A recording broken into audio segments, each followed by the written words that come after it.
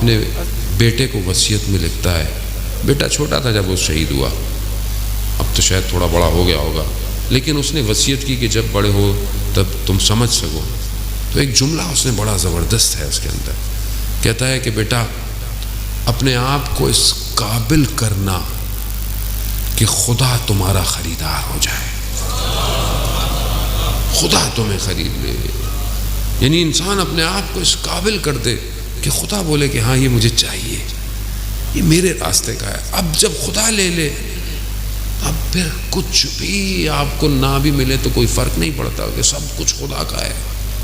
دنیا خدا کی، آخرت خدا کی، کائنات خدا کی ہے.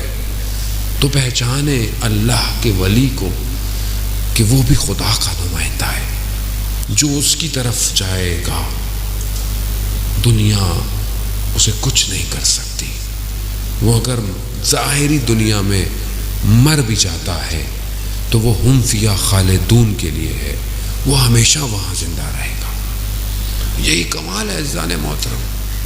لوگوں نے یہ کمال دیکھا. ایک عالم دین بیان کرتے ہیں کہ میں کربلا میں امام کے حرم میں تھا اور میں زری کے مقابلے میں کھڑا ہوا، سامنے کھڑا ہوا. میں نے ایک جوان کے مصائب پڑھے، وہ جوان جسے علی اکبر کہتے ہیں، میں نے اس کے مصائب پڑھے. کہا اچانک سے میں نے دیکھا کہ امام میرے سامنے حاضر ہو گئے اور امام ایک رومال سے اپنے آنسوؤں کو پوچھ رہے ہیں. کہا میں نے یہ حالت دیکھی تو میں بے ہوش ہو گیا، اور جب میں ہوش میں آیا تو میں نے کیا دیکھا، وہ رومال میرے سینے پہ رکھا ہوا. یعنی اس عالم سے امام نے اسے عطا کیا. کہا میں سمجھ گیا امام نے مجھے ہدیہ دیا ہے.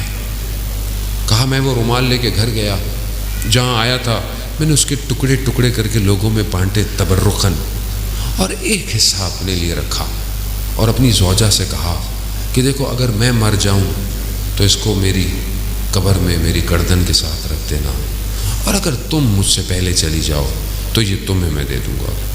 کہا زندگی نے ساتھ نہ دیا، میری زوجہ کا انتقال ہو گیا تو وہ رومال میں نے اس کے حصے کو اپنی بیگم کی گردن پہ باندھ دیا. کہا میں نے خواب میں دیکھا اپنی زوجہ کو کہ وہ آ رہی ہے اور اس کی گردن سے نور نکل رہا ہے. جب وہ قریب پہنچی تو میں نے کہا یہ نور کیسا ہے؟ کہا یہ اس رومال کا نور ہے جو تم نے میری گردن پہ باندھی. بڑی قیمت ہے ان آنسوؤں کی، یہ جو امام حسین کے غم میں نکلتے.